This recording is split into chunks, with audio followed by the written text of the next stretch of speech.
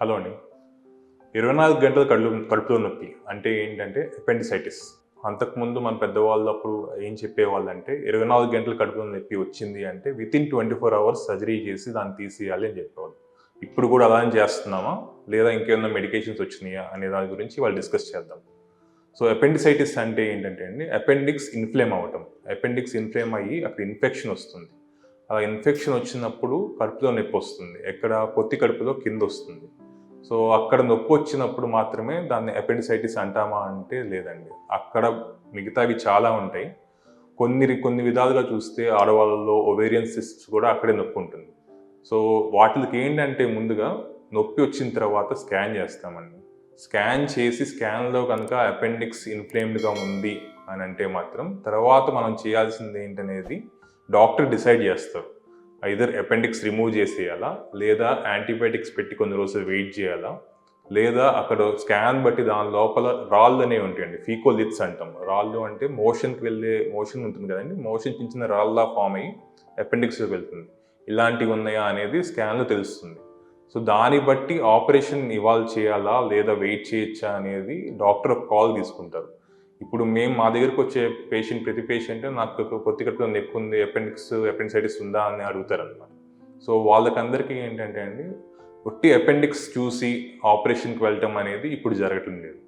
Appendix అనేది ఒకసారి వచ్చింది అంటే దాన్ని తగ్గించుకోవడానికి ట్రై చేయడం కోసం యాంటీబయాటిక్స్ వచ్చినాయి. ఇప్పుడు యాంటీబయాటిక్స్ పెట్టి కొన్ని రోజులు వెయిట్ చేయొచ్చు. కానీ ఒకటి మీరు అర్థం చేసుకోవాల్సింది ఏంటంటే, అపెండిక్స్ వచ్చింది అనుకోండి, వితిన్ 24 అవర్స్ సర్జరీకి వెళ్తే ఏంటంటే అపెండిక్స్ అనేది పగలకుండా ఉంటుంది. రెండోది, అపెండిక్స్ అనేది కొంత ఏజ్ వరకే ఇన్ఫ్లేమ్ అవుతుందండి. ఒక 30 to 40 ఇయర్స్ వరకు మాత్రమే అపెండిసైటిస్ ఛాన్సెస్ ఎక్కువ ఉంటాయి.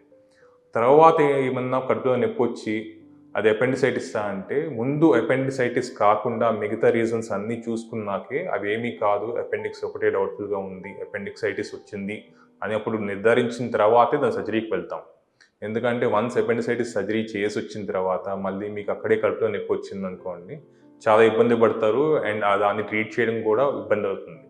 సో ఒక సర్జరీ చేసే ముందు దాన్ని కన్ఫర్మ్ చేసుకున్న తర్వాతే దానికి సర్జరీకి వెళ్తామండి. ఇప్పుడు అపెండిసైటిస్ అనేది 24 అవర్స్ రిమూవ్ చేస్తున్నామా అంటే కొంతవరకు రిమూవ్ చేస్తున్నాం, కొంతవరకు ఏంటంటే యాంటీబయాటిక్స్ పెట్టి వెయిట్ చేస్తున్నాం.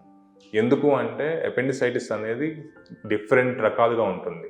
అపెండిసైటిస్ అనేది ఒకసారి వచ్చిందంటే తగ్గదు అలాంటిది లేదండి. అక్యూట్ అపెండిసైటిస్ ఇప్పుడు వచ్చింది, ఎర్లీ స్టేజెస్లో ఉంది, యాంటీబయాటిక్ పెట్టాము, తగ్గింది. సో తర్వాత ఏం చేస్తామంటే ఒక 2-3 వీక్స్ తర్వాత అసెస్ చేసుకుంటాం, మళ్ళీ పెయిన్ వస్తుందా లేదా. పెయిన్ వస్తుంది అంటే రిమూవ్ చేయాలని చెప్తాం. పెయిన్ రావట్లేదంటే 6 వీక్స్ దాకా వెయిట్ చేసి అప్పుడు అగైన్ పెయిన్ వస్తే మళ్ళీ అపెండిసైటిస్ ఉంది అని చెప్పి అప్పుడు తీసేయచ్చు. ఇవండి, ఇలాంటి రీజన్స్ చాలా ఉంటాయి.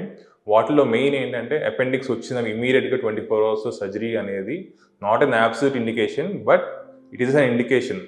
సో ఎప్పుడు అంటే పెయిన్ విత్ ఫీవర్ ఉందనుకోండి, డెఫినెట్గా సర్జరీకి వెళ్ళాలి.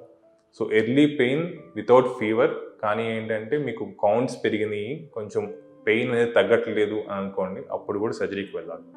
పెయిన్ ఇంటర్మీడియట్గా వచ్చి తగ్గుతుంది అనుకోండి, అప్పుడు దానికి యాంటీబయాటిక్స్ పెట్టుకొని వెయిట్ చేసే అవకాశం ఉంటుంది. కానీ waiting is not an absolute indication for appendicitis.